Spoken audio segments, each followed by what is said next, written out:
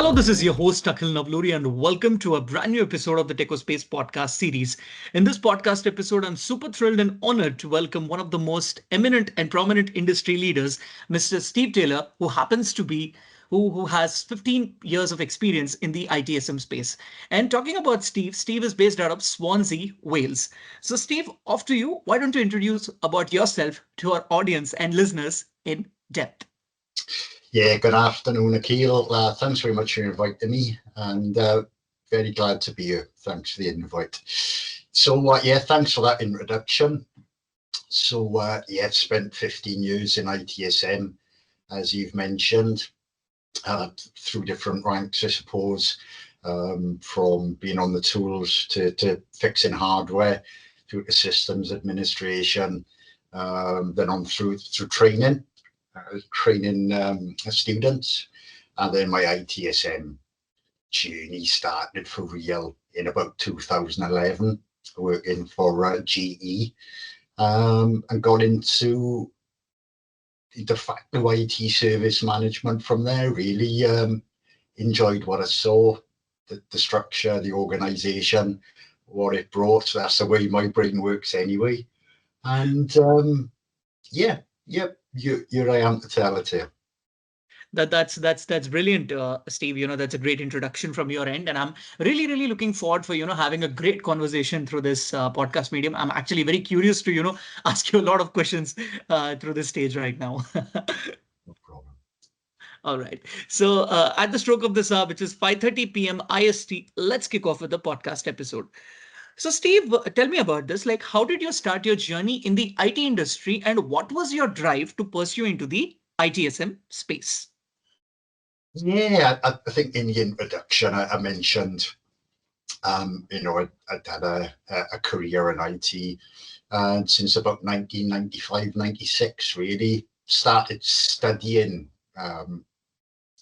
IT properly in about 1995.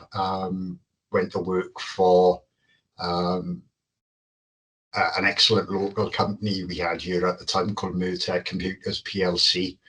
I was given a break there by someone who's still a very good friend of mine and an excellent leader called Mark Helen. And Mark gave me the chance then to work on business to business sales within the IT industry, as well as a bit of retail, to expand my knowledge, previous knowledge on what IT was about, and set me on the path to my career in the IT industry. As I mentioned just now, I worked for a company called GE, General Electric, in 2012. Started looking into IT service management and the structure and the organisation that brings. Made redundant shortly afterwards by GE, but that was a blessing in disguise, because I started learning about ITSM properly, did the foundation version 3 course at the time. I loved that, came up with a good mark on that one, and that sucked that up like a sponge, really, and took my learnings from there, and upwards I went with my learning and professional development. That's pretty good, Steve. So from there, I could just say that there was no stopping and no looking back. And as they say, the rest is history. Yeah, I kind of fell into it, really, if I'm honest with you. But I liked what I saw. It was good for me, as I said, the structure, and it was new learning all the time, and I like to keep my brain fresh. So onwards from there. Amazing, Steve. Now, Steve, when you got your first break in Multech, like what was your, reaction then? What did you feel like, okay, it's like a dream come true for me? Like, what was that reaction like when you started this? Yeah, dream come true. I mean, I was lucky to work with an excellent man manager at the time, and I learned more about how to man manage, really, and what a good leader, a manager, was about. And I, really like to thank Mark for that. But it was looking at business to business, how business to business works in IT, how the retail side of things worked, and it just broadened my scope and my learnings in different areas. So it's about taking all that knowledge in. I'm a very quick learner as well, and I had to learn quickly. All right. And I realised it was something I really, really enjoyed. Yeah. Amazing, amazing, Steve. That's pretty good to know. Now, Steve, I just wanted to ask you this, would you like to tell about, the key initiatives, or let's say, the expertise that that you have faced when you were at the helm of being the ITSM transformation lead slash specialist in your previous role. So, would you like to, give me a walkthrough about that? Yeah, the expertise bit. I, I think it's important to be strategic. I am. So it's perhaps sometimes taking a step back to go two or three forward. So I'd like to think I've taken a strategic approach to transformation, sort of getting in early, um, listening to our customers and getting them to define what value means to them, defining objectives of the organization and the relative success factors for the transformation. I love collaborating with our other subject matter experts as well, and also selling what's in it for them to the stakeholders. So if we do this, or by doing this, this is what you can gain, and ultimately how you can play a part and what our customers can gain out of that as well. I think I also have a broad view of the skills and experience of my colleagues within the transformation team too. So, for example, program managers, service management and service delivery teams, project sponsors, and I really thrive on the trusted advisor role and the autonomy to pull it all together and watch it happen and track that and align if necessary. That's good to know, Steve. Now, Steve, you just told me one particular thing, that you enjoy collaborating with the SMEs. So I just wanted to know the reason why do you enjoy, on that stance? Yeah, great question. So it's getting other viewpoints. It's sitting down, whiteboarding, throwing ideas about. Everybody's got skills in different areas. Within ITSM, even though sometimes we got a broader view, we don't know everything. You have specialists, for example, in major incident management, problem management, capacity, service catalog, availability, and the other practices that simply we don't know enough about. So it's important, I think, to get the viewpoint of everybody and bring that all together for a cohesive, aligned approach. That completely, answers my question and, sums up the entire point. Now, Steve, like in your experience, like what are the key differentiating factors that you have, observed when you have worked as an ITSM transformation manager in a public sector company to that of a private sector company? So what are the differences that, keep them apart?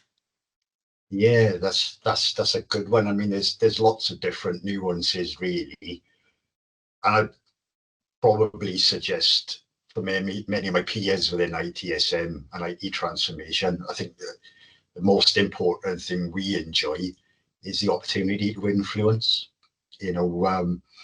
We have an idea of what good looks like, what not so good looks like, the wins, the losses, scars, knowledge, and experience. And we also have the ability to be able to influence value and convey what's in it for them to stakeholders and customers.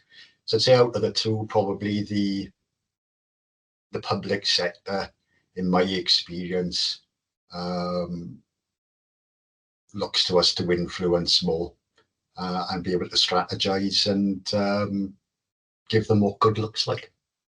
All right. Now, if I would just like to ask you this, Steve, like where did you enjoy the most working in? Was it for a public sector company or was it for a private sector company?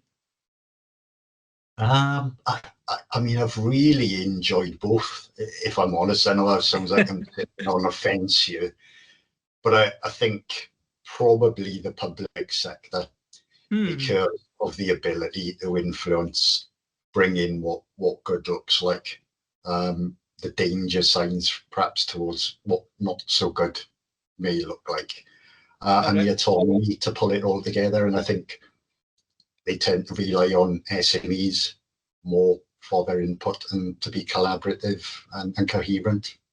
All right. Okay. I mean, so there you have just come up with the examples of SMEs. Now, Steve, I just attended one event in Melbourne, and where, I mean, I just came across one, industry leader who was from the banking sector. He was saying that in a banking sector to have the transform, let's say, having the digital transformation, a lot of compliances or let's say a lot of restrictions come in place. So in a public sector company, did you feel that in your experience that you came across any, compliance regulations that you are aware of?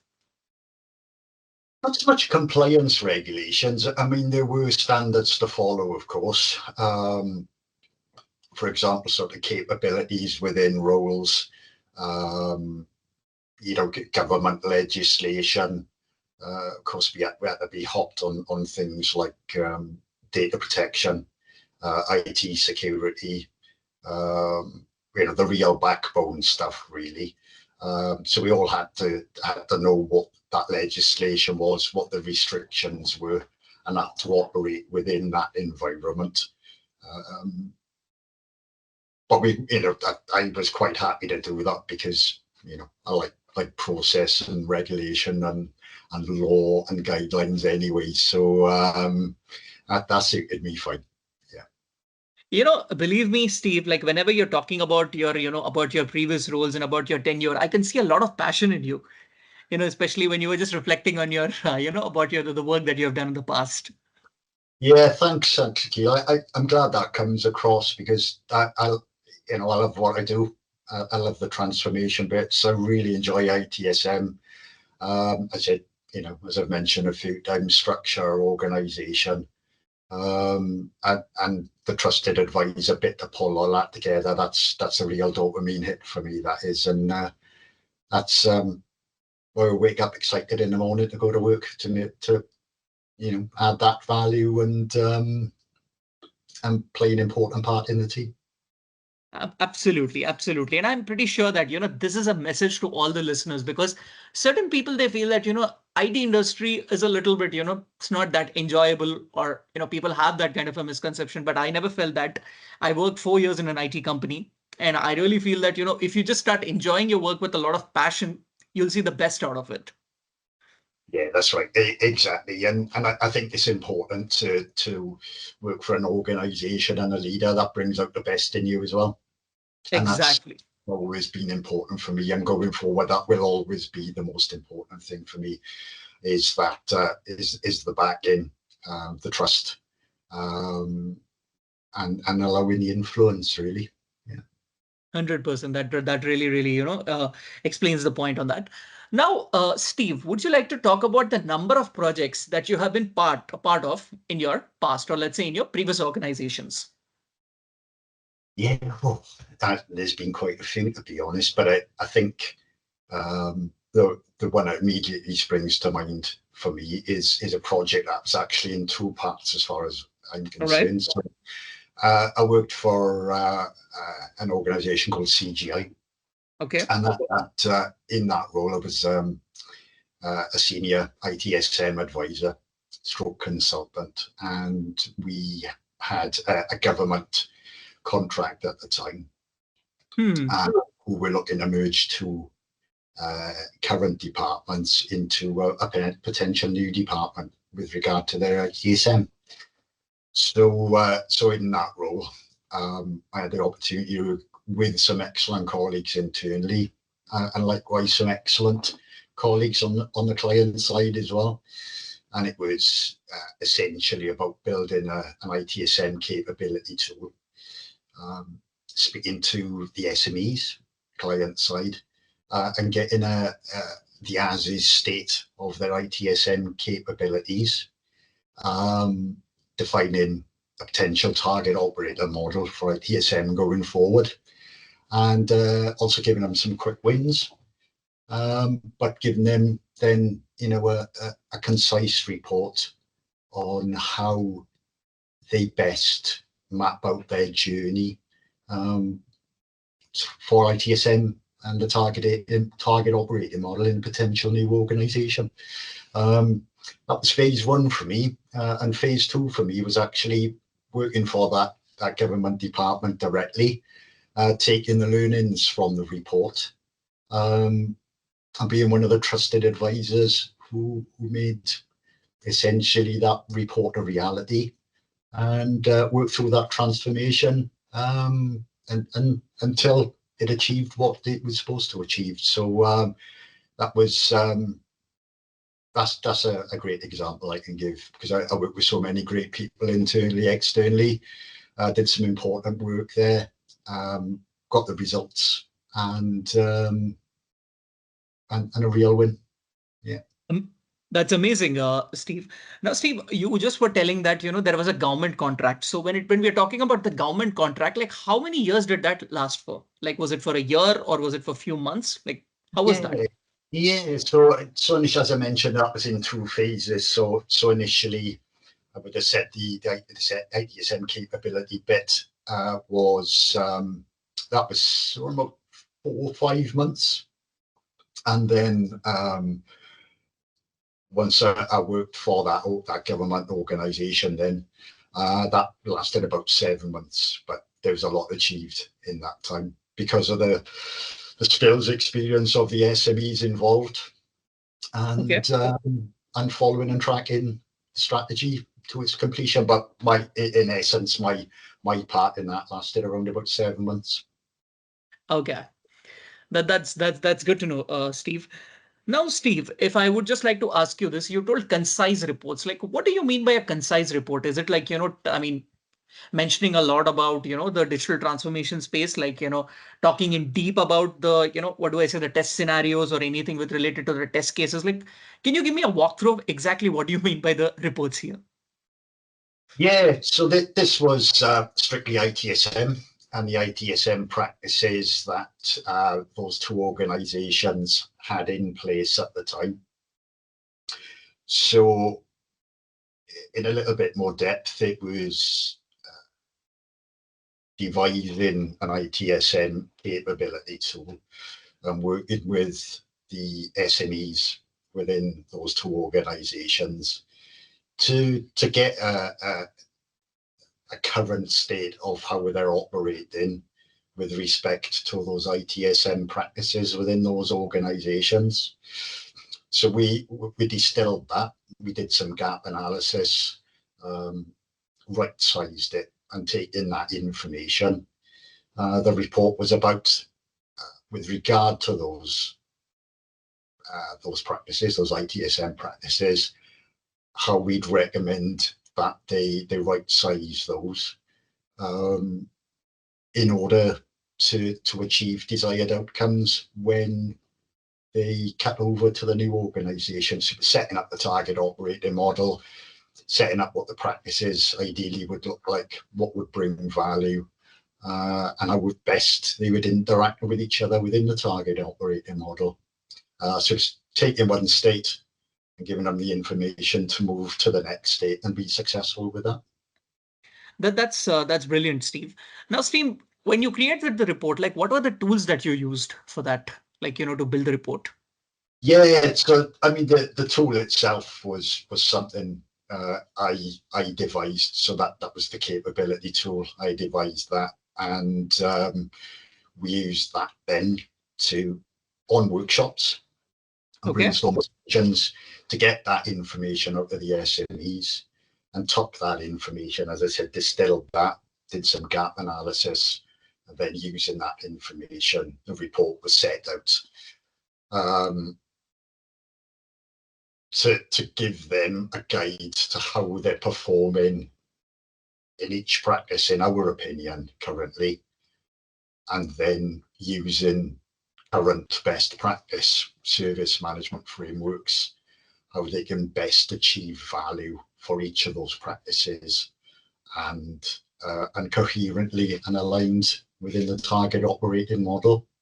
And that's something we delivered um, in preparation for phase two, if and when that should come.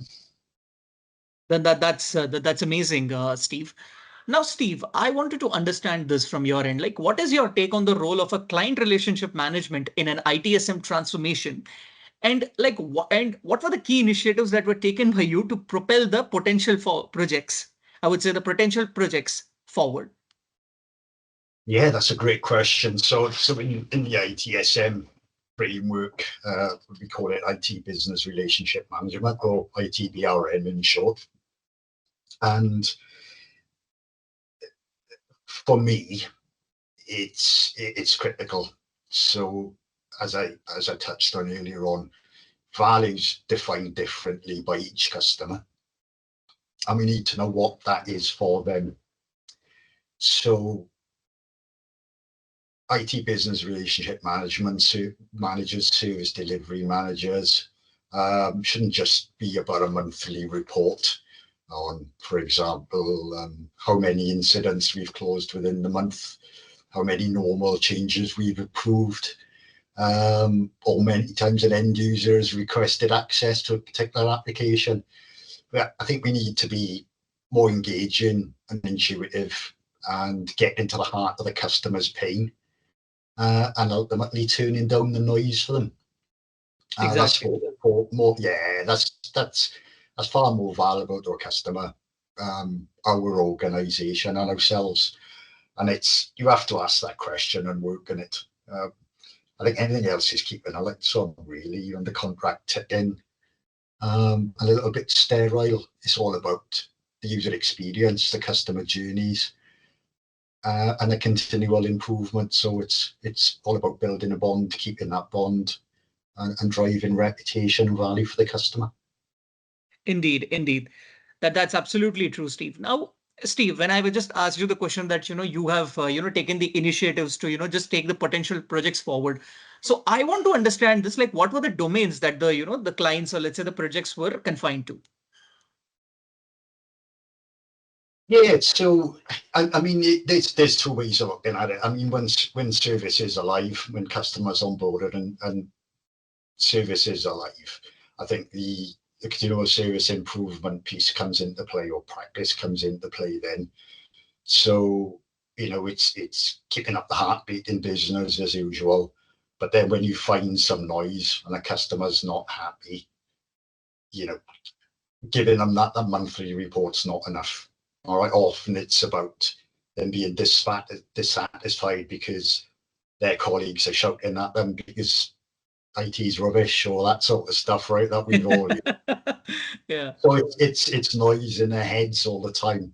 So it's Yep. important to get in and finding exactly what that noise is, sitting down with them, not just creating that monthly report, washing our hands, I'll speak to you next month. And it's continually about taking the noise, improving the service. Perhaps it might be things like the end users are unaware of what's included in a service, what it's about, what an incident is, in comparison to what a service request is. And very often it's a lack of knowledge, a lack of clarity, and we can help um, our equivalent customer side on dumbing down that noise, usually by providing knowledge. Indeed, indeed. Now, just you gave me the complete, I mean, the complete heads up on, how you're able to, help out the potential projects.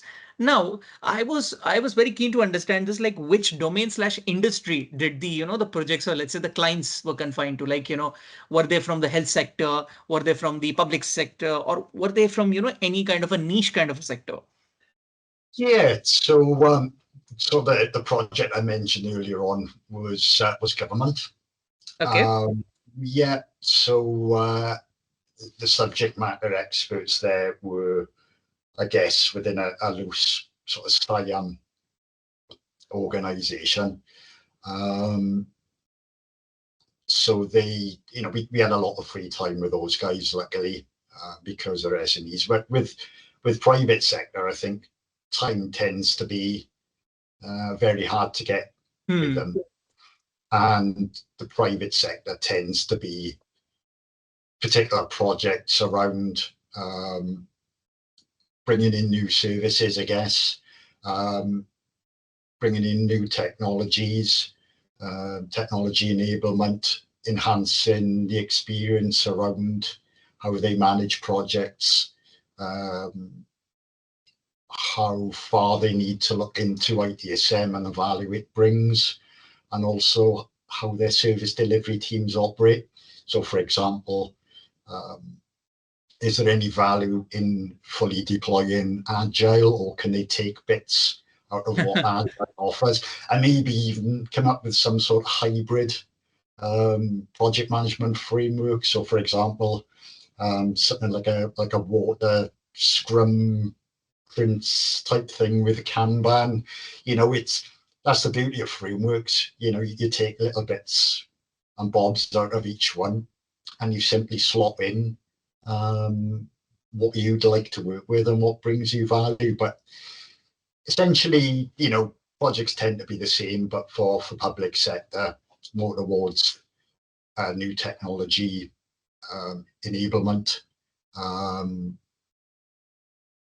get to streamline their teams, how their teams can better run. And my government experience then in public sector is more about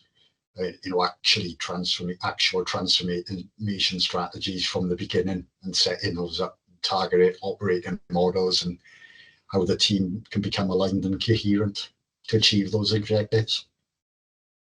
That's good to know, Steve. Now, Steve, I was just going through your LinkedIn profile, and there I was totally fascinated by this point. So, would you like to give me an insight on why do you enjoy a digital transformation role the most? Yeah, I think I touched on it earlier on. That's what I love to do. It's the opportunity to be at the start of something greenfield or quite raw, in the trusted advisor role, being able to sort of mentor, stakeholders with my experience, skills, and knowledge, and watch that improve incrementally. And it's all about bringing the teams and stakeholders and customers through the journey with a well-positioned strategy, and the opportunity, the influence of what good can look like, the wins and what's in it for them, and bringing all that together. So there's a lot of things that excite me about it, but they are the main things, and it's ultimately the opportunity and the autonomy to influence with skills, experience, and knowledge, and what good looks like. Autonomy with skills. That's a pretty interesting point. Like, what do you exactly infer by that?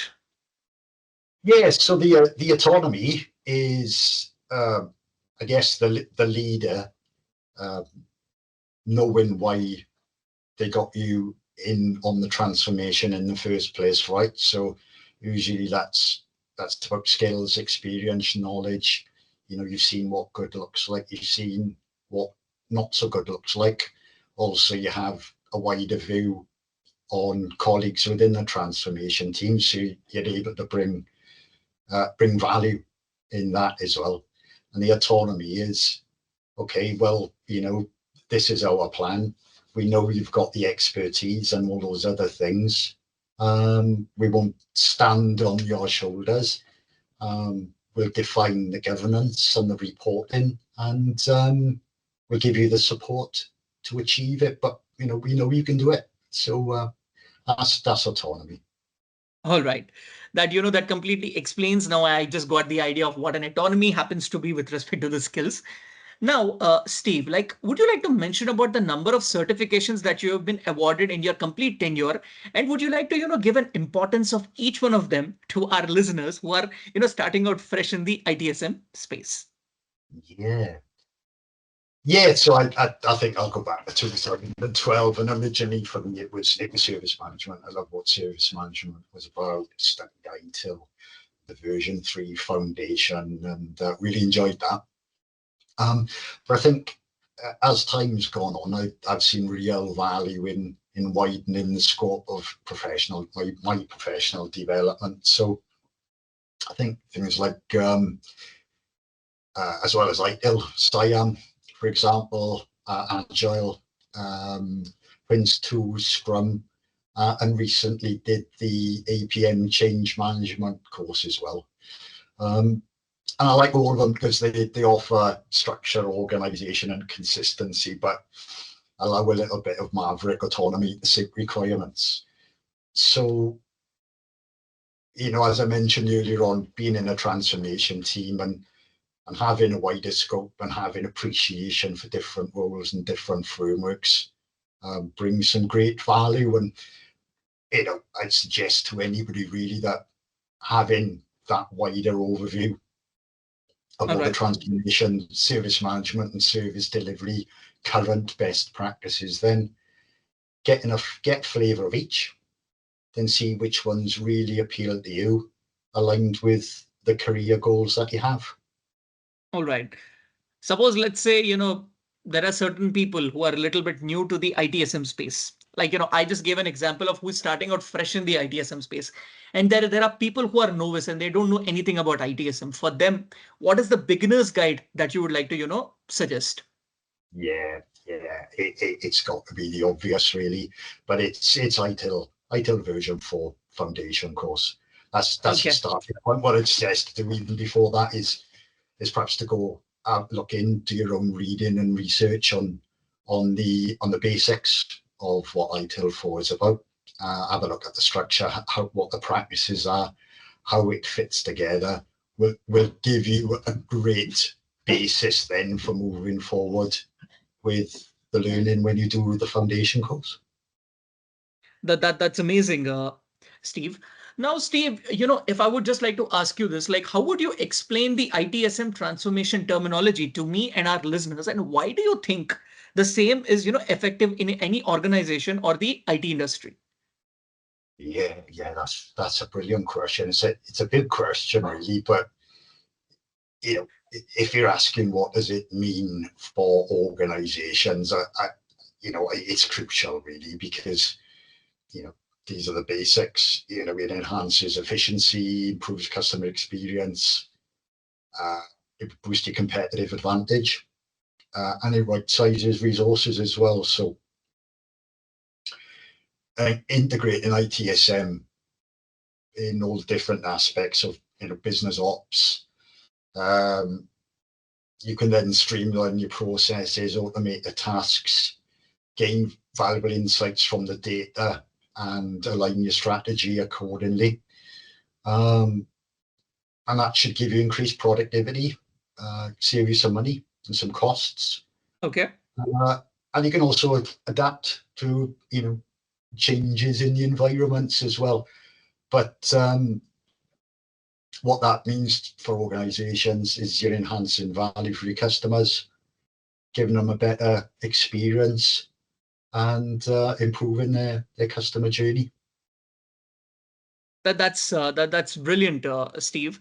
Now, Steve, when we were talking about, controlling the costs, like how does that happen? I know it's a tedious process, but when it happens about, controlling the costs in the ITSM space, like what are the, key reforms that are taken by the ITSM Transformation Manager? Yes, I mean, if you're an head of ITSM, for example, I know you would take into account what value is to our customers, because you've asked them that question, right?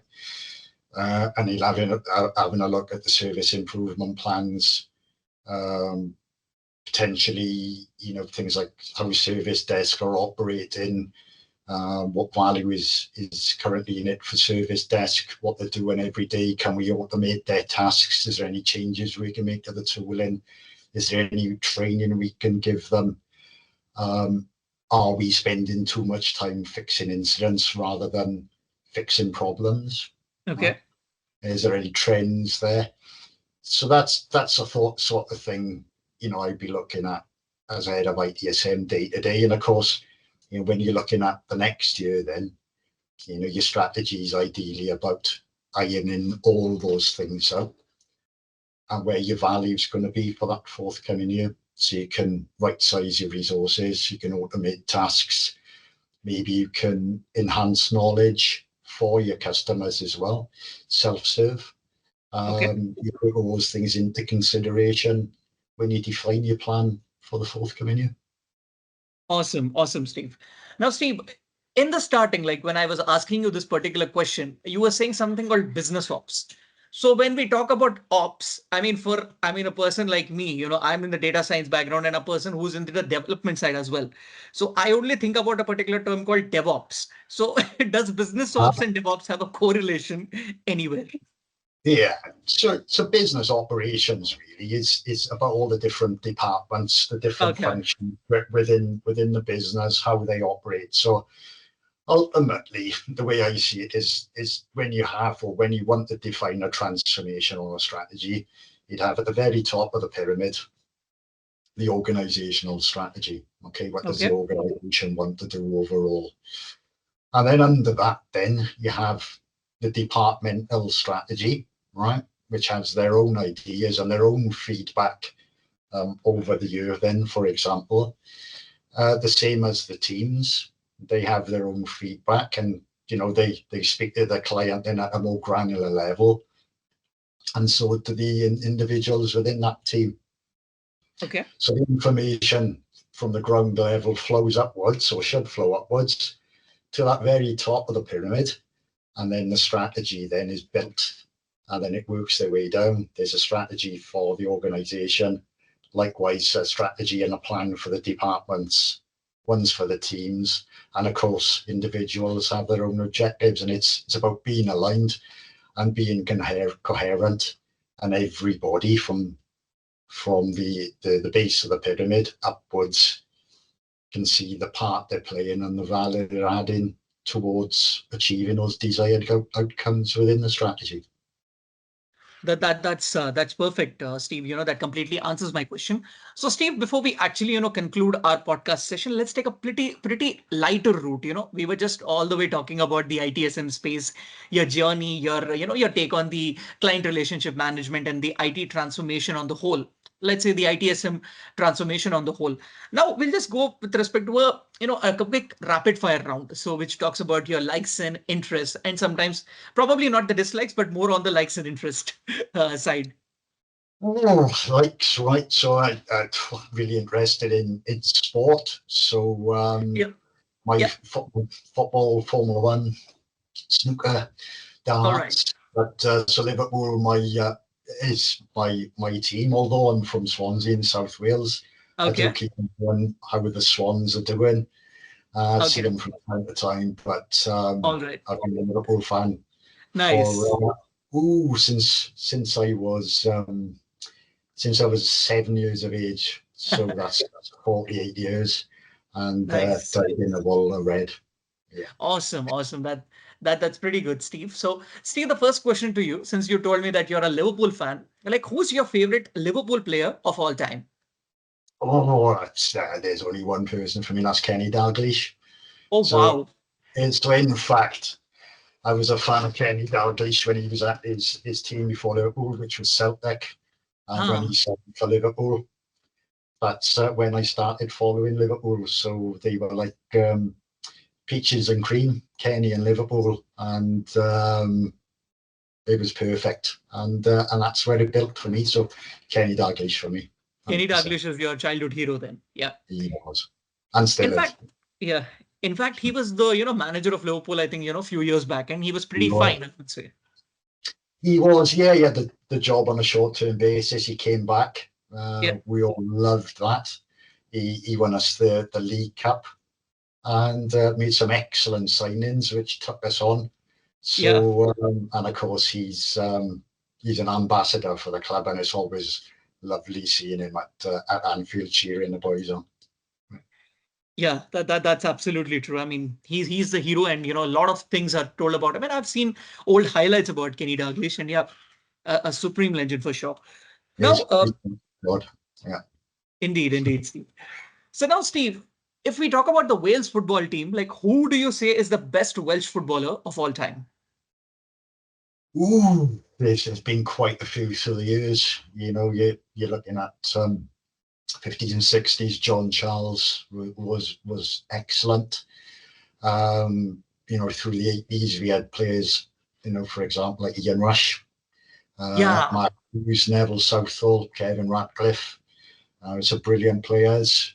Um, but I think ultimately you need to look quite recent at Gareth Bale. I think he's Yeah, The ultimate talisman, and we reached new highs when Gareth was in the team, and he made us dream, and took us almost to the ultimate of winning a trophy.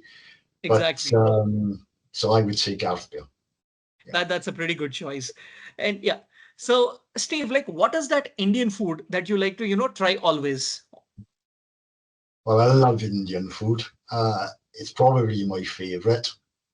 I like trying different dishes, but if I had to name one meal, it would be Kerala style chicken with Oh, pila rice, keema naan. Yeah, that would be it. That would be it for me. that's an Kerala interesting pila choice for sure. rice, keema naan. Oh, Pretty interesting choice. and maybe some sheikh kebab to start as well. That completely tops it off. That's a pretty good choice, I would say. Yeah, because I think when you're talking about Kerala, Kerala is a south state in Yeah, our country. So yeah, pretty that's right. different cuisine. Lovely stuff. That's amazing, Steve. Now, You're gonna Steve, share. You're gonna share yours then. What your mine, favorite? mine. I'm a vegetarian, so I like having palak paneer. Yeah, nice, nice. And dal is it? Chickpeas, and Yeah, dal makhni, and then we have something like dal fry. So a lot of varieties in dal again. If you go from yeah, different states, so lovely. Fantastic. Making me hungry now, actually. I think I am. Right. Yeah. So, Steve, if I ever visit Wales, so what is that? I mean, what is that place that you would recommend me to, just, visit for sure? Like you would say, Akhil, this is the place I want you to visit if you visit Wales. Yeah, yeah, it's a great question, actually. I mean, there's some lovely areas of Wales. There's some great areas in North Wales um, that some friends of mine actually go hiking over there. There's Anglesey. There's Snowdonia, of course, up in the north in some beautiful areas. Um, and I live in the south, and right about 10 miles from me, we have an area called the Gower Peninsula. Okay. And the Gower Peninsula is beautiful. There's lots of real top-notch beaches there. Some lovely areas to walk or cycle. Um, and I would recommend the Gower Peninsula for sure. That's done. Then I think that's in my wish list now. Tick. Uh, Give me a note when you come down, mate, and I'll take you on the tour. 100%. I would totally love that. For sure. I mean, if I ever come to Swansea, I'll definitely ring you and I'll be like, Steve, I'm here. So yeah. Look forward to it. There's a room here for you, mate. So feel free. Anytime, Steve. So, Steve, in the rapid fire, the final question to you: who do you think will win the FIFA Club World Cup? Oh, I'm not even watching it because Liverpool aren't in it. Um, Tough one. I think it's probably going to be Real Madrid. Okay, Real Madrid, right? Yeah, there are chances for them to win. Yeah. Well, especially now Trent Alexander-Arnold has signed for them as well. He'll give them an extra 5%, and Yeah, the Scouse boy, the Red, will take him. Will take him to I know. that one. So I think all the Liverpool fans will be rooting for Trent Alexander-Arnold then. Yeah, we don't wish him any bad. We only wish him well. He was brilliant for us, and it'll be nice to see him win his first trophy, as long as it's not against Liverpool. I know, I know. Conditions applied. 100%, yeah. Awesome, Steve. So, Steve, finally, thank you so much for taking time from your busy schedule and being part of this podcast initiative of mine. Finally, we made it happen, and it was a beautiful collaboration. I had a great time conversing with you, especially talking about your journey, the way you were talking about how do you cut costs in an ITSM space. Why are you fascinated by the digital transformation on the whole, and then what are the certifications that the people who are new in the ITSM space should try on.